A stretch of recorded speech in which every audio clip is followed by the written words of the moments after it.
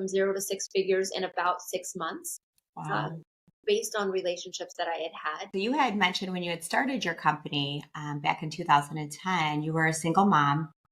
And how difficult was that to leave, like you said, a steady paycheck to literally go on your own? Yeah, it was that first Friday was really scary because I was in so much ignorance. I had no idea what business ownership meant. But the great thing that I had been taught over the last 4 years working for the chiropractor was how to build a business with little to no marketing dollars. Uh, Mm, he was very conservative with his funds, right? So I had to learn very quickly how to make something from almost nothing. yeah.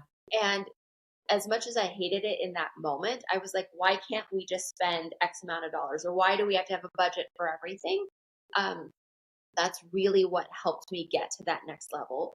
Because as a mom, you just really don't ever have the luxury of saying, I can't figure this out or it's too hard.